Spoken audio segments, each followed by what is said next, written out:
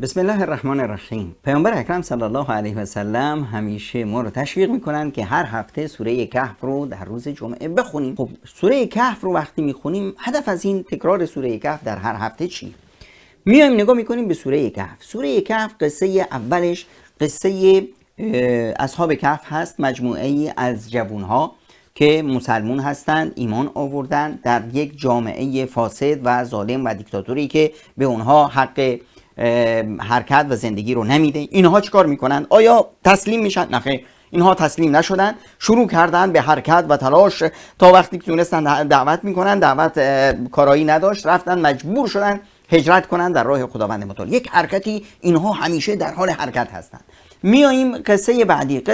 قصه افرادی هست، یه فردی هست که دوستی داره و این دوستش ثروتمند شده، دست و پاش رو گم کرده، با همین ثروت ها خودش رو باخته. این فرد چی میگه؟ میگه به من چه؟ نه، این میاد برای اصلاح اون رو نصیحت میکنه که آقا حواست باشه، اینها نعمتهای خدا هستن، شکر خدا رو به جا بیار. فایده نکرد، اما اون حرکتش رو ول نکرده، دعوتش رو رها نکرده. قصه بعدی قصه موسی و خضر هست. در قصه موسی و خضر، موسی میفهمه که یک شخصی هست که از اون داناییش بیشتر داره، علم بیشتر داره، میره برای یادگیری علم.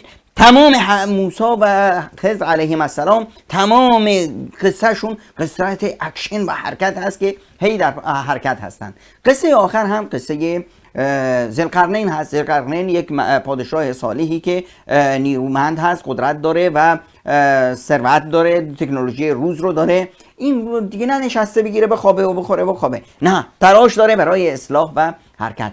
انگار که سوره کهف یک سوره حرکت آفرینی در ما مسلمون ها هست که ای مسلمون، اگر امروز روز جمعه است و تو سوره کهف رو میخونی، به معنای این نیست که روز جمعه یا روز تعطیل یعنی روز خوردن و خوابیدن و استراحت کردن و نخیر، روز جنبش، روزی که به شما نشون میده که انسان زندگیش برای حرکت هست. تمام این زندگی که خداوند متعال به شما داده، این برای خوردن، خوابیدن و آرام گرفتن در یک گوشه، یک زالو بر جامعه بودن و سربار جامعه بودن نیست، بلکه توی مسلمون باید همیشه در فکر اصلاح جامعه باشی، در فکر رشد خودت باشی، در فکر نجات خودت از دست ظالم و ستمگران باشی. حتی اگر نیاز به هجرت شد، در پی آموزش علم و دانش باشی، در پی دعوت باشی برای اصلاح جامعه و در پی اینی که اون توانمندی هایی که خداوند متعال به تو داده، از اونها استفاده کنی برای پیشرفت جامعه و اصلاح جامعه.